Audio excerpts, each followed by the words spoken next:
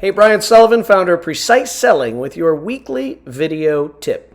Now, question for you. Do you like pushy salespeople? And the answer is no. Nobody likes pushy salespeople. You know why? Because nobody likes pushy people.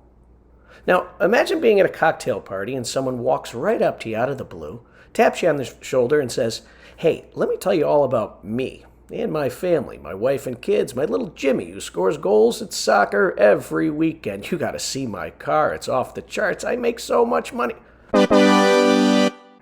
See, that would be a pushy person. We wouldn't like that person. Just like a pushy salesperson.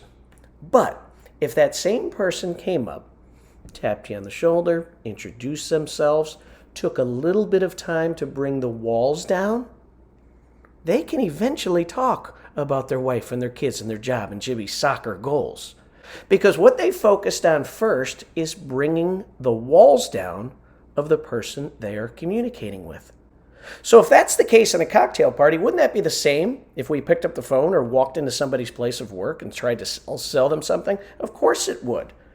So what we're going to talk about today is right when you meet somebody and you have to do a formal presentation. So let's assume you've already made the phone call. They took your meeting. You did the email. They took the meeting. Maybe you found them on LinkedIn. They took your meeting.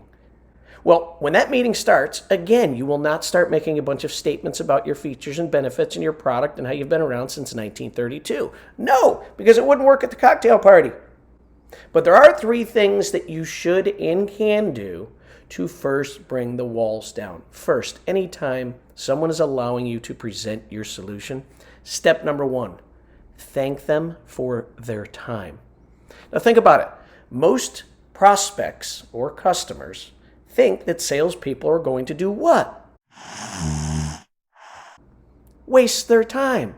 So I want to not only thank them for their time, but I want to acknowledge that their time is valuable. So it will sound something like this. "Hey, Mr. Jones, thank you so much for your time. I know your time is valuable, and I want to make the time you're giving me as quick and as valuable for you. And I can do that just by asking a few quick questions." Now, I want you to think of what I just said. The vehicle to saving Mr. Jones' time is by asking questions. And with this very simple verbiage, it's informing the prospect this is going to be a lot more productive and way more fun if it's a dialogue, which means I'm going to save you time by asking you a few quick questions. Now, it's so important. The walls aren't totally down yet at this person. So we like to use a posture that's called slight indifference. And slight indifference would sound something like this. "Mr. Jones, if you believe we have a solution, great. We'll talk in more detail. If not, thanks anyways for the opportunity to at least show it to you." You see, what I'm telling the client through that is I'm not going to push you. We're going to talk back and forth, have a nice conversation. I don't even know if my solution is appropriate for you yet. The only way I'll know is if you answer my questions. So you're prepping them to have a great dialogue.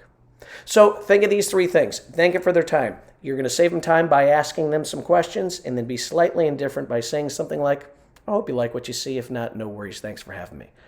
If you make this a habit on every contact that you make where there's a formal presentation before it's about to start, you're going to find the walls come down.